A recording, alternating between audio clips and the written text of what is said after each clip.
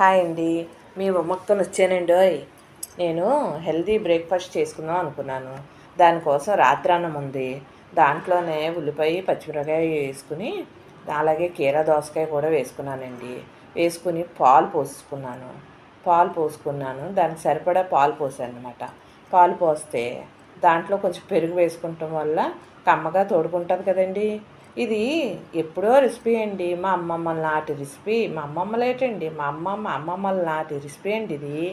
కాకపోతే అప్పుడు పదార్థాలు, అప్పుడు తిండ్లు అన్నీ మానేసాం కదండి.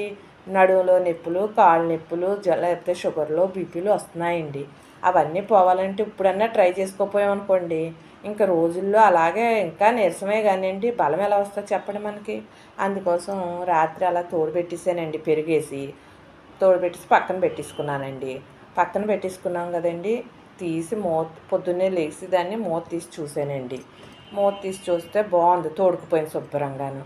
మనకు కావలిస్తే కొంచెం పెరుగు కూడా ఇప్పుడు పగల కదండి వేసుకుని తింటే బాగుంటుందండి. దాంట్లోనే కొంచెం కొత్తిమీర వేసుకున్నానండి. అప్పుడు సాల్ట్ వేసుకుంటామండి. సాల్ట్ వేసుకుని దాన్ని శుభ్రంగా కదిపండి. ఇంకా కావాలంటే పెరుగు వేసుకోవచ్చు. ఎంత పెరుగైనా పగలే వేసుకోవాలి.